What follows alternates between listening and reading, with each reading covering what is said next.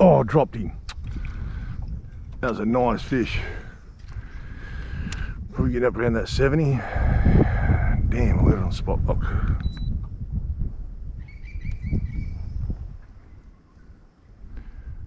Took a few casts to get the bite, so hopefully there's a few sitting in there. It's usually what ends up happening. You get that first one and that triggers the rest, so we'll see if it works this time.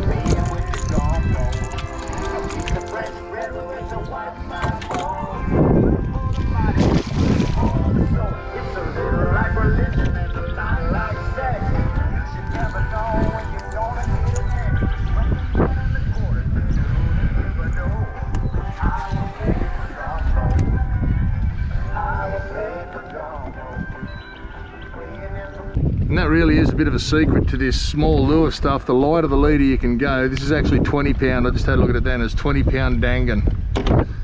And it's a fluorocarbon leader. So you can see the hook though. No straightening of that hook or anything like that. So we'll just retie it because that was pretty frayed after that. We'll retie it and have another go. But yeah, you got to just take it so easy on them on these, on the light line and light leader. I think I've got 10 pound braid on there and 20 leader. So we'll just see how we go. See if there's any more there. Yep. Okay, that doesn't feel like a barra, that.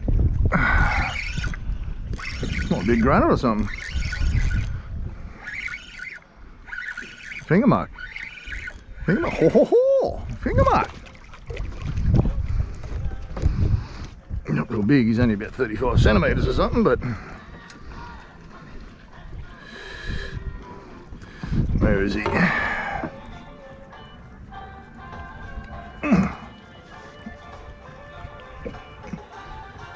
Yeah, about spot on 35. Let's see if there's more there. It was definitely a barra though. The first one that hit me and smoked me was definitely a barra. So it was just that big dunk on the bite. Was just this. Oh jeez. Yeah, just this big dunk and strike. So it was a bit of a giveaway. It could be a lot of stuff sitting along here. Who knows? Fingermark, grunner, barras. Could be mixed bag yet. But it's really easy technique. Actually, I'll show you all you got to do. I'll just straighten it. Got a bit of timber up there. Right, so all we're doing, casting down, so it's about 6 feet up there, drops into about 15 feet here. I want to be right on that edge. So around about there. I know it's a long way out from the bank, but they're sitting on the edge, not on snags, more sitting on the edge. So hit the bottom. We know it's hit the bottom because the line goes slack like that. Wind up the slack, go twitch, twitch. Wind up the slack, let it sink again. Alright, lift, twitch. Wind up the slack, let it hit the bottom again. Lift, twitch. And that's all there is to it.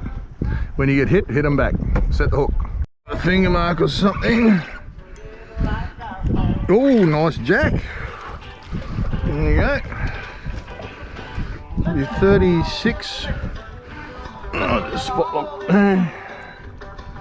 36, 37. Oh, the lure just fell out. Come here. He's pooing.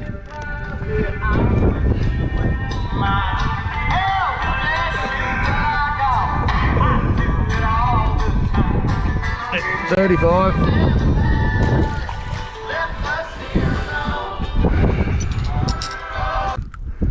This one's called an atomic prong, but this is in the 3-inch, not the 4. So they're eating little prawns, and that's what we'll show them. Same deal, easy to fish, cast it out where you think the fish are. I haven't sounded any of this in front of us here at the moment. I'm just exploring and having a flick and seeing what's on the deep corner. So give it a few flicks like that, wind up the slack, follow it down. You've got to follow it down, especially on windy days like this. You've got to keep in contact with the lure or you just don't feel the bite. Oh, I don't know what that one is. Turn this electric off. It feels like another finger barra. There you go, another legal size barra. A big mark around the front of him. So actually what I've got to do is I've got to hit spot lock, because if there's a school of them there, I don't want to drift over the top of them and spook them. So come here. Right.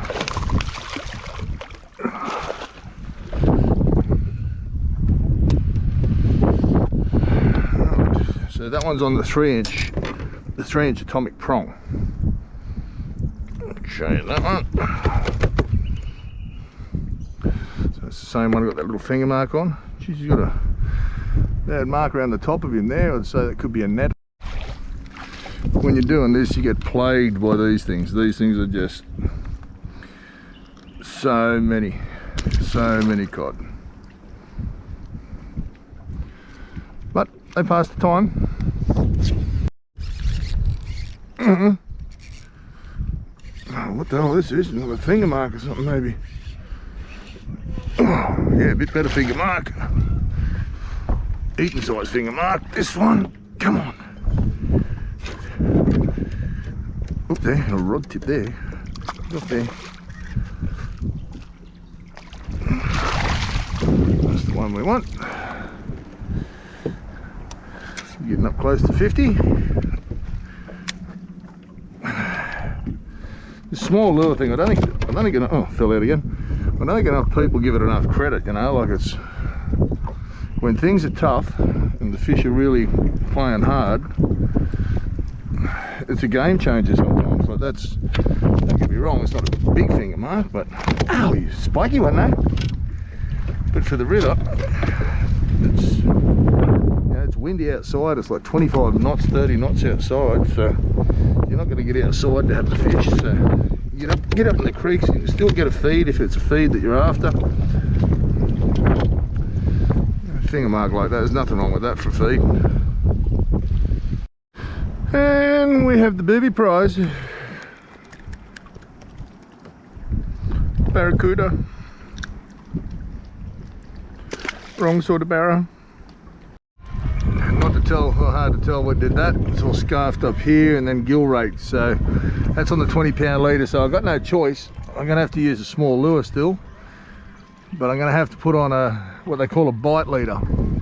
So I'm happy using the light line and the light leader, but this is only 20. I'm going to have to tie on about 12 inches of 30-pound dangan. So that's going to give me that little bit more abrasion resistant. That fish there had me done in less than 2 seconds. So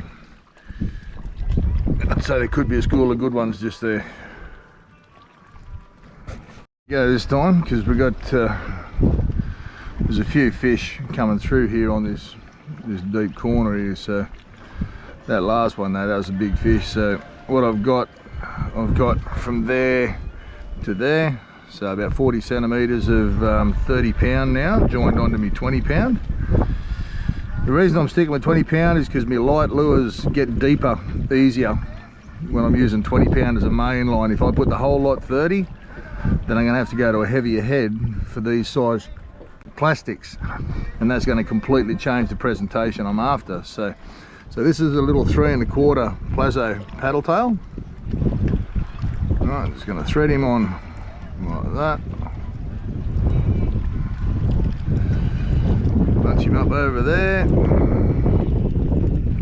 Like that. That's what he looks like. Not real big, eh? But it's this time of year for you. It can be frustrating, but it's also good fun trying to catch, you know, 60, 70 centimetre barras on really light gear. So what I just did then was I cast down around about there, let it hit the bottom, and I got one hop out of it. And it just railroaded me straight into a snag. So we'll see if there's any more there. A finger mark or something. Oh, nice jack. There you go. Maybe 36. Oh, just spot lock. 36, 37. Oh, lure just fell out. Come here. He's pooing. There's a lump on the sounder there. There's fish sitting behind it here. So I'll walk a lure over here. On the electric, I've got the Minn Kota. The speed at the moment because I've got the last of the running tide, and I've got a headwind here, pretty solid headwind. So I've got the speed up to about 5.5, 6, just to sort of combat the wind. And there's a few fish showing along here. Not a lot, but enough to make it worth a trial, that's for sure. The thing is with trolling, what I normally do on the sounder is when I find a school of fish, I'll tap it, save it, and then I'll come back and I'll throw vibes or plastics at it. And you can see there's a bit of shit on the bottom there, so that's a good thing. Just found some fish on the sounder there a second ago, just a heap of arches. I just dropped the plastic on it then, just a white prong. A 1/30 ounce head, and I just got a really good barra right on the bottom. So see if we can get a bite out of them. It is pretty snaggy down there too. Fish going to the real small lure thing. So going down to a quarter ounce jig head with a #1 hook and a 3¼ inch plazo paddle tail. So just got to make sure. I've only got a 25-pound dangling leader on here. It's a bloody good leader, but they clamp. In winter time they tend to clamp on the leader, and there's a nice fish. They tend to clamp on the leader and can rub you through. So we don't want that. This is where you got to really take it easy. Tiny little hooks like this. Not only can you straighten them, but well, I don't think I've ever straightened one on a fish, but because there's such a small hook gape, that can pull out unless you've got a nice soft rod. This rod that I'm using here is a Samurai Inflict, and it's only oh, here's a nice fish. It's only a light rod. It's probably one of the sorts of rods you'd use for flathead down south and stuff, but yeah, it's a 4 to 10 pound rod. So we'll get this fella out of here.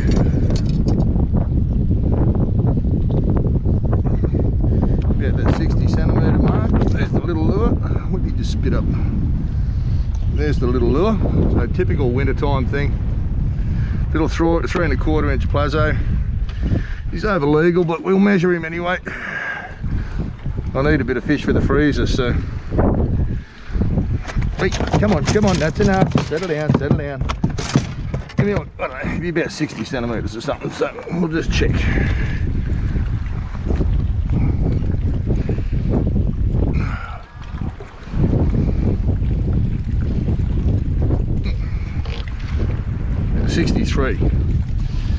So good eating size fish for me, and that's all I need. I just need the one, that's it. Nice fish though.